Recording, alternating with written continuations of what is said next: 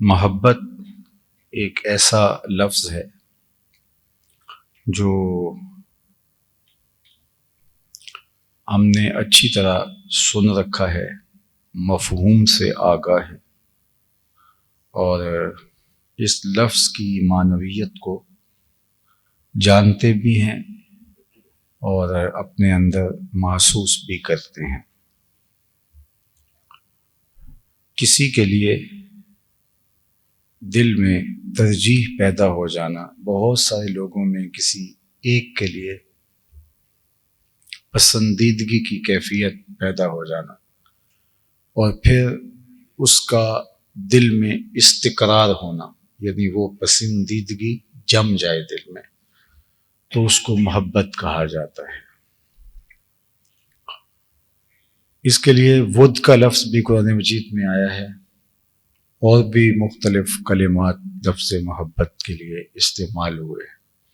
عربی لغت میں تقریباً 60 کے قریب الفاظ ہیں جو اس لفظ کے مفہوم کو بیان کرتے ہیں، تھوڑے تھوڑے فرق کے ساتھ۔ بہرحال یہ ایک فطری جذبہ ہے، اور جب سینے میں دل ہے تو دل اس جذبے کی آماجگاہ ہے۔ اقبال نے کہا تھا، شیشہ دہر میں مانند مائے ناب ہے عشق، روح خورشید ہے خون رگے مہتاب ہے عشق، دل ہر ذرہ میں پوشیدہ کسک ہے اس کی، نور یہ وہ ہے کہ ہر شے میں جھلک ہے اس کی۔ تو اس کی کرشمہ سازیاں، اس کا اثر، اس کی تاثیرات، اس کے اثرات ہر دل میں موجود ہیں۔ تو دل ہوگا تو کسی کے لیے اس میں رجحان پیدا ہوگا، پسندیدگی آ جائے گی۔ بہت سارے لوگوں میں کسی ایک کو آپ ترجیح دیں گے، اور وہ ترجیح، وہ پسندیدگی جب دل میں استقرار پذیر ہو جائے، جم جائے، ٹھہر جائے، اپنی جگہ پیدا کر لے، تو اسی کو محبت کہتے ہیں۔ اور وہ محبت جب اور زیادہ فراواں ہو جائے تو اس کو ود کہا جاتا ہے۔ اسی سے لفظ ودود ہے۔ اللہ تعالیٰ اپنے بندوں سے محبت فرمانے والا ہے، اور جب وہ بہت زیادہ آگے بڑھ جائے تو اس کو عشق کا نام دے دیا جاتا ہے، اور جب وہ حد سے تجاوز کر جائے تو وہ جنون کا رنگ اختیار کر لیتی ہے۔ قرآن مجید میں محبت کا لفظ ایک بار نہیں، بار بار استعمال ہوا ہے مختلف مقامات پر۔ احادیث میں محبت کا لفظ کثرت کے ساتھ استعمال ہوا ہے۔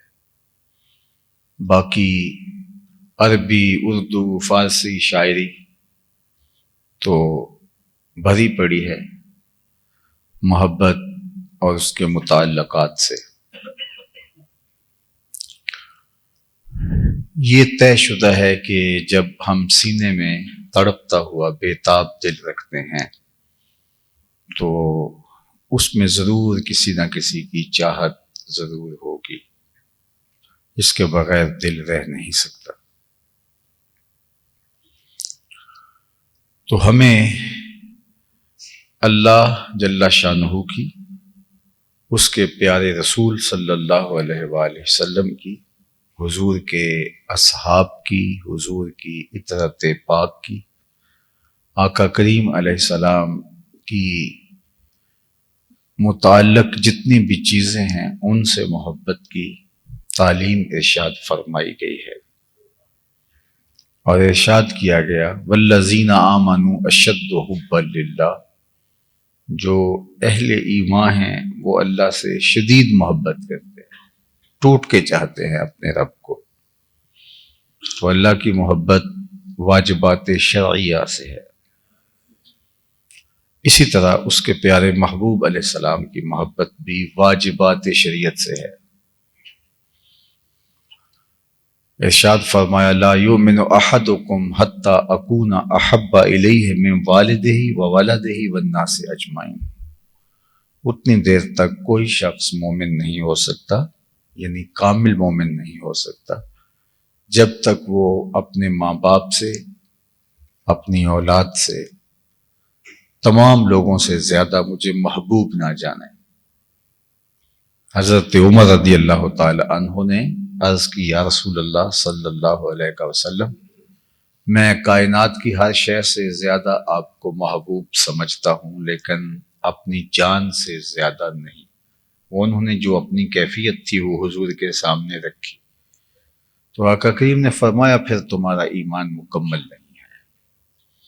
تو حضرت عمر بولے کہ حضور میری اب کیفیت یہ ہے کہ مجھے آپ جان سے بھی زیادہ محبوب ہیں۔ ہمیں الان یا عمر، عمر اب تمہارا ایمان مکمل ہو گیا۔ سیدنا علی المرتضیٰ رضی اللہ تعالیٰ عنہ فرماتے ہیں صحرائی سفر میں میٹھے پانیوں سے زیادہ ہمیں حضور محبوب تھے، مطلب کیا جان سے زیادہ محبوب تھے۔ صحرائی سفر میں جب زندگی تلخ ہو جائے اور اگر پانی نہ ملے تو بندہ آغوش موت میں اتر جائے گا، تو اس وقت پانی زندگی ہوتی ہے۔ تو کہا کہ حضور ہمیں ان ٹھنڈے میٹھے پانیوں سے بھی زیادہ محبوب تھے، یعنی زندگی سے زیادہ محبوب۔ اللہ اکبر۔ اس طرح باقی سارے اصحاب کی زندگیاں دیکھ لیں، حضرت ابوبکر رضی اللہ تعالیٰ عنہ کی زندگی دیکھ لیں تو حضور کے ساتھ ان کی محبت کا علاقہ، حضور کے ساتھ الفت کا ربط و رشتہ، یہ کائنات کا انوکھا باب ہے۔ جان ہے، مال ہے، اولاد ہے، وطن ہے، سب کچھ قربان کر دیا۔ بلکہ میں آپ کو بتاؤں کہ محبت کا ایک انوکھا رنگ دیکھنے کو ملا، وہ یہ کہ آپ جب اپنے پیارے سے، اپنے محبوب سے مخاطبت کرتے ہیں تو اس کے آداب کے ساتھ نام لیتے ہیں، اس کے القابات پکار کے اس سے مخاطبت کرتے ہیں، لیکن جب ہنگامی صورتحال ہوتی ہے تو اس وقت آپ وہ آداب، وہ القابات بھول جاتے ہیں۔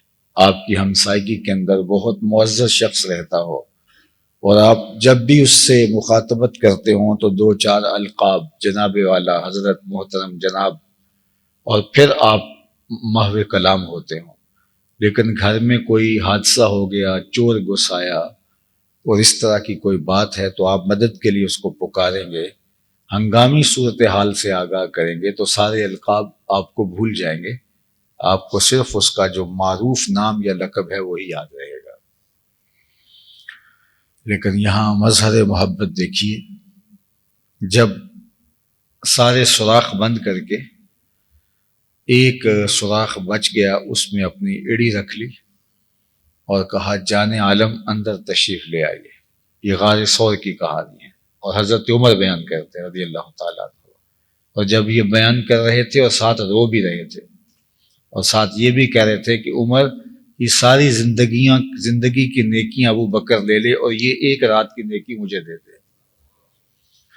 تو کہا کہ جب حضور علیہ السلام اندر تشریف لائے اور حضرت ابو بکر رضی اللہ تعالی عنہ کی گود میں، آغوش ابو بکر میں حضور نے سر انور رکھا، اللہ اکبر، کیسا منظر ہوگا!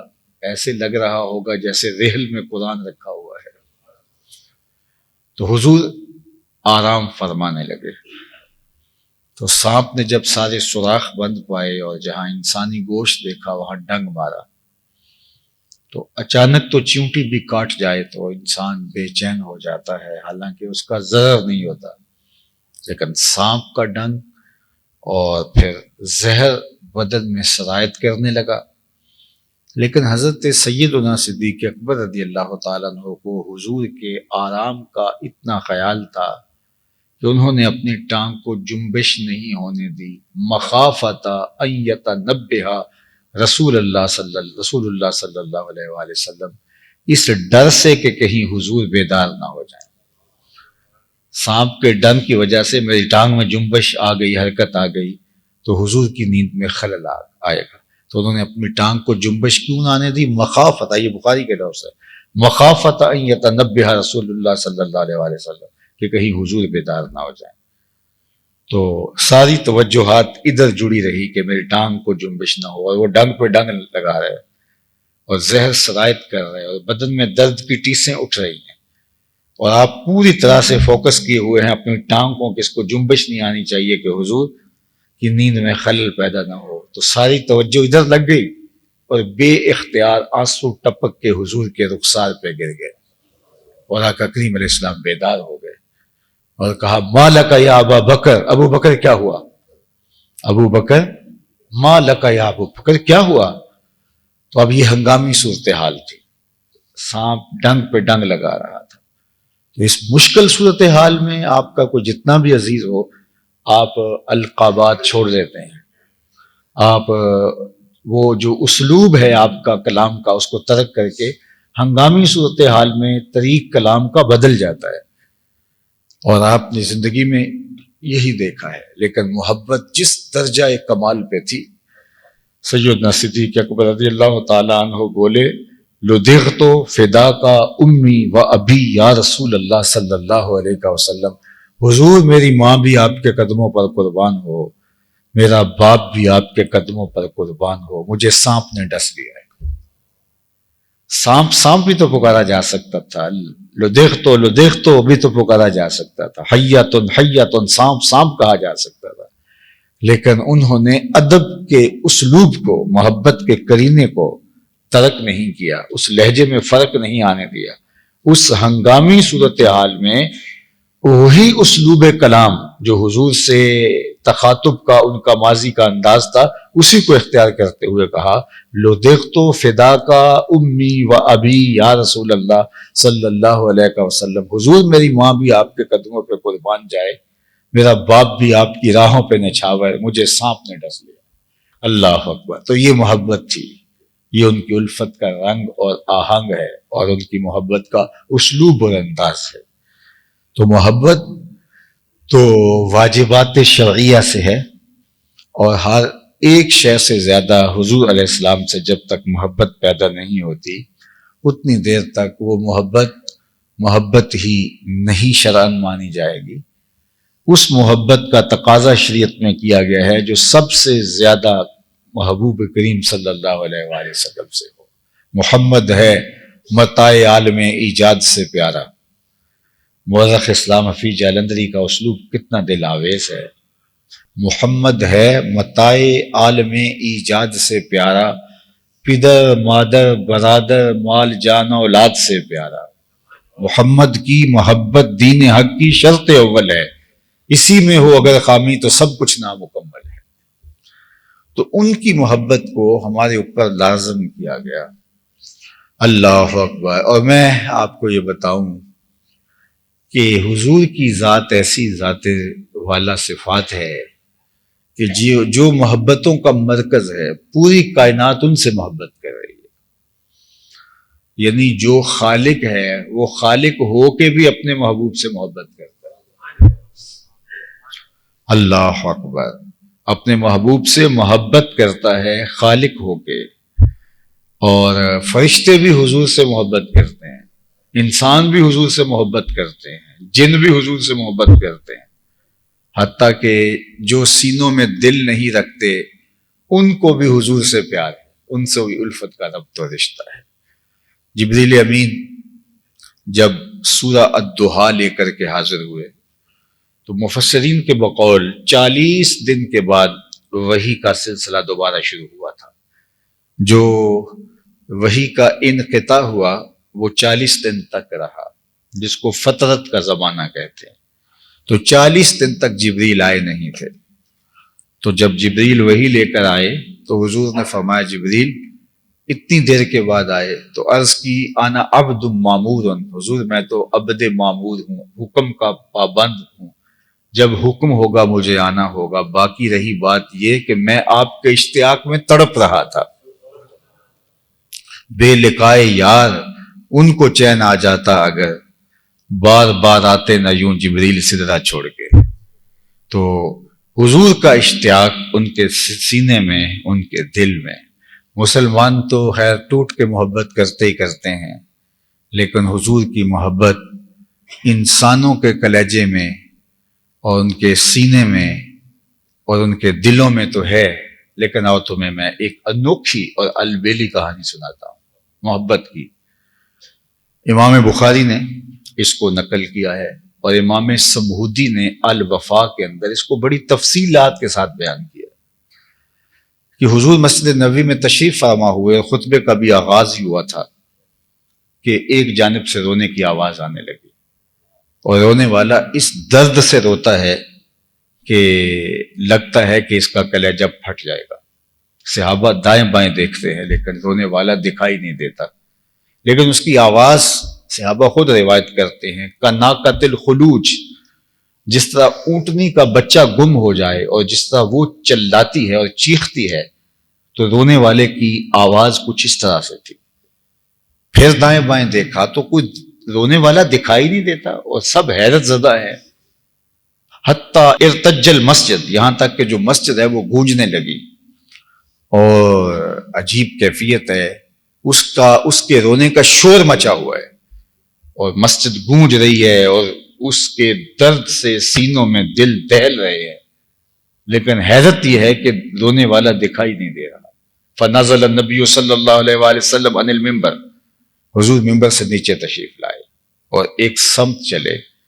کھجور کا ایک خشک تنا پڑا تھا، آج پہلے دن ممبر بچھایا گیا تھا حضور کے لیے۔ حضور علیہ الصلوۃ والسلام واز کرتے تھے، ایک تنا پڑا تھا دیوار کے ساتھ، اس کے ساتھ ٹیک لگا کے، تو جو دور والے تھے ان کی آرزو تھی کہ حضور کچھ بلندی پہ تشریف فرما ہو، تو پھر آقا کریم کے لیے ممبر بنایا گیا۔ آج پہلے دن ممبر تیار ہو کے مسجد میں آیا تو انہوں نے ممبر رکھا، اور اس تنے کی ضرورت اب یہاں نہیں رہی تھی تو اس کو اٹھا کے ایک سمت لگا دیا۔ حضور جو ہی ممبر پہ قدم رکھا اور خطبے کا آغاز کیا، حضور کی جدائی میں وہ تڑپنے لگا، رونے لگا۔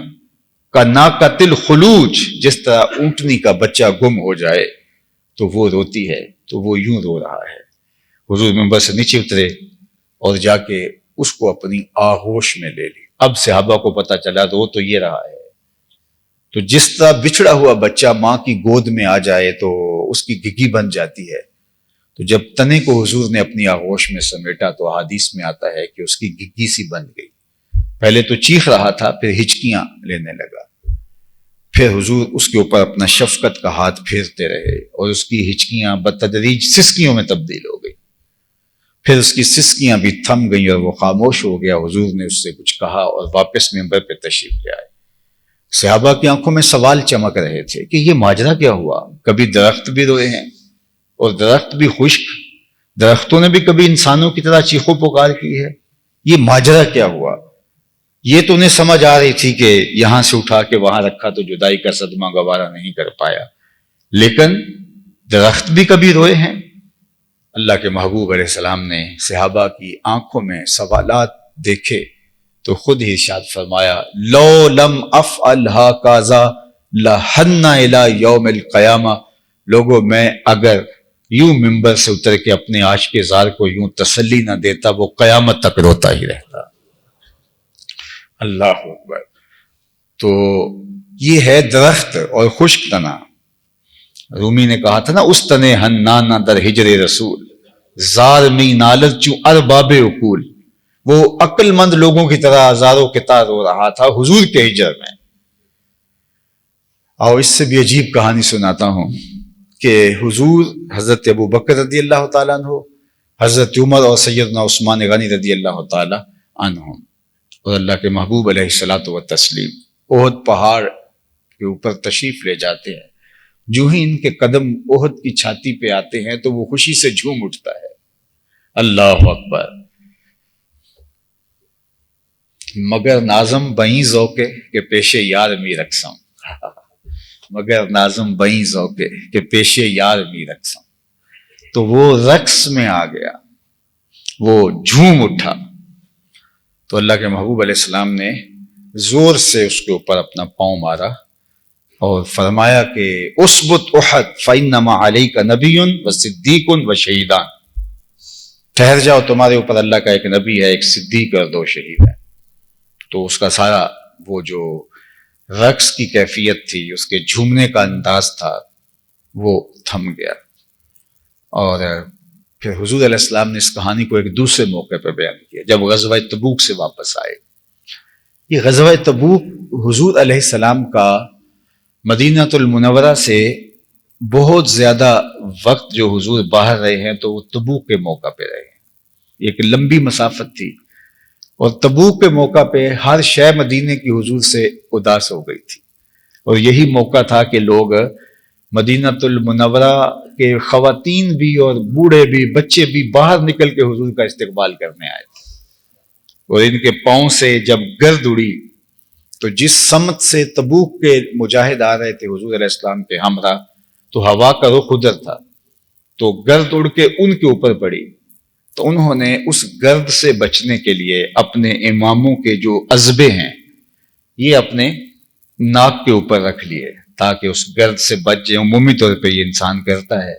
تو حضور نے دیکھا تو حضور نے ایک تاریخی جملہ ارشاد فرمایا کہ ان کو پیچھے ہٹا لو، تم جانتے نہیں مدینے کی گرد میں بھی شفا رکھی ہے۔ اللہ اکبر۔ میں چم چم اکھا نہ لاواں، صدقڑے جاواں نی مٹیے عرب دیے۔ اور اقبال نے کہا تھا خاک طیبہ از دو عالم خوش ترست، خنک شہرے کے آنجا دل برست۔ اللہ اکبر۔ فرمایا اس کی مٹی میں بھی شفا رکھی گئی ہے۔ تو تبوک کا موقع تھا کہ لوگ بھی حضور علیہ السلام کو دیکھنے کے لیے بےتاب تھے، اور حضور بھی، ویسے تو حضور جب بھی مدینہ المنورہ کے قریب آتے تو سواری کو ایڑ لگا دیتے، سواری کو تیز کر دیتے، اشتیاق زیارت مدینہ میں۔ اللہ اکبر۔ تو اللہ کے محبوب علیہ السلام جو ہی تشریف لائے تو سامنے جبل احد نظر آیا، تو آقا کریم علیہ السلام نے ارشاد فرمایا احد جبل یحبنا ونحبہ، احد ایسا پہاڑ ہے جو ہم سے پیار کرتا ہے، ہم اس سے پیار کرتے ہیں۔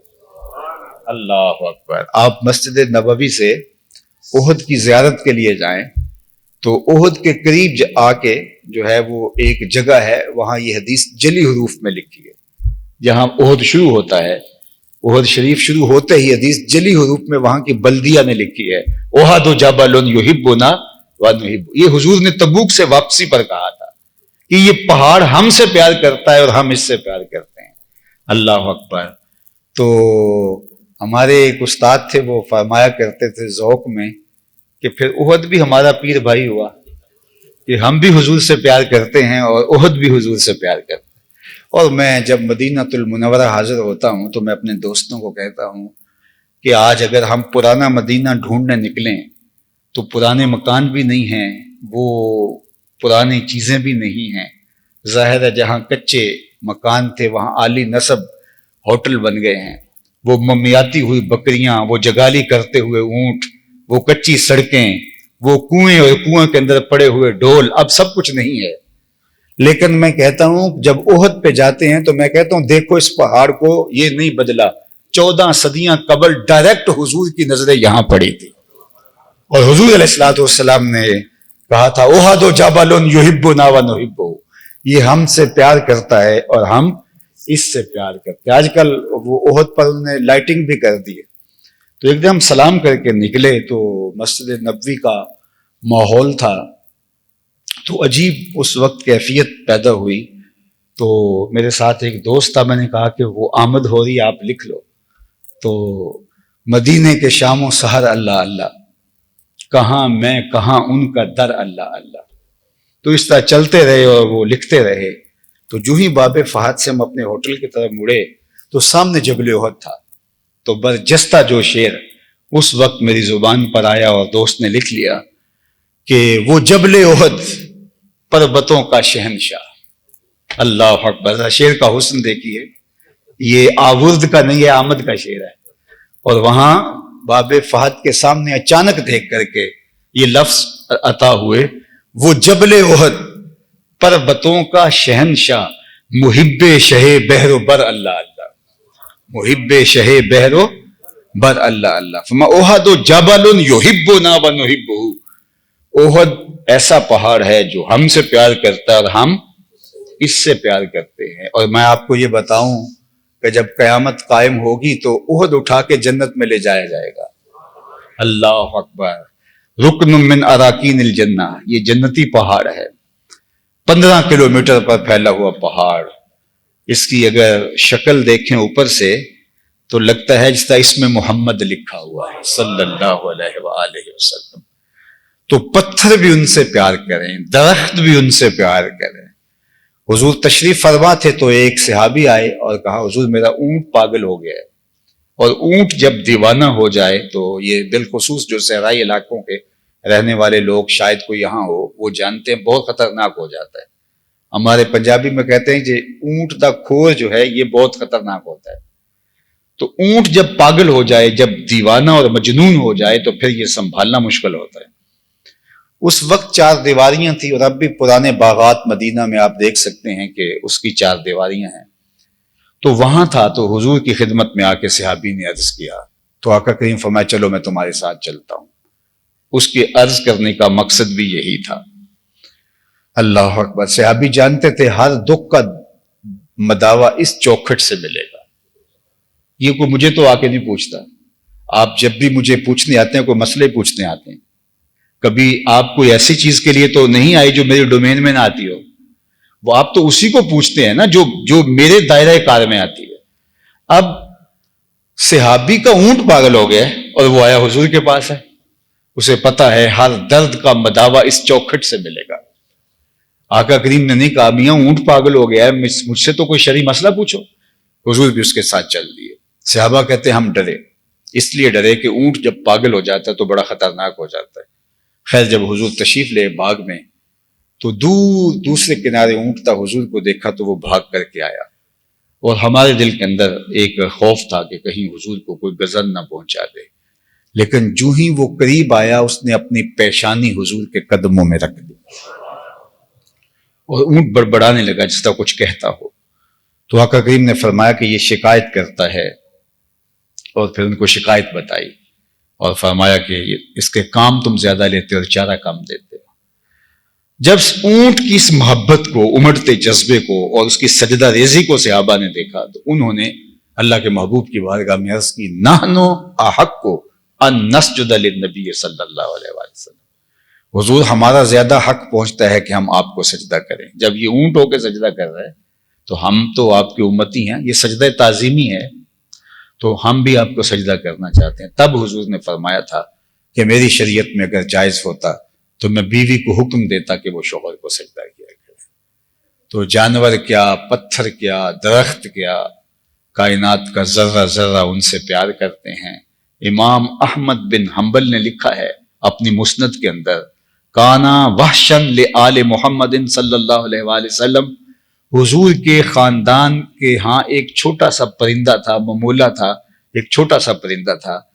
اور جب آقا کریم گھر میں ہوتے تو وہ کسی کونے میں بیٹھ کے حضور کو تکتا رہتا تھا. اور جب آقا کریم باہر تشریف لے جاتے اضطربا تو وہ مضطرب ہو جاتا. کبھی دیوار پہ، کبھی چھت پہ، کبھی نیچے، کبھی فرش پہ، وہ بے چین ہو کے گھومتا رہتا. اور جب حضور دوبارہ تشریف آتے اس کے دکھی دل کو دوبارہ قرار آ جاتا.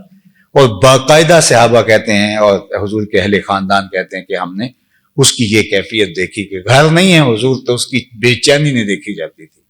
اور جو ہی حضور گھر تشریف لے آتے تو اس کے دل کو سکون ہو جاتا، دل کو قرار مل جاتا. تو پتھر کیا، درخت کیا، چوپائے کیا، پرندے کیا. حضرت علی المرتضیٰ فرماتے ہیں میں اس پتھر کو آج بھی جانتا ہوں جو بعثت سے قبل حضور گزرتے تھے تو سلام کہا کرتا.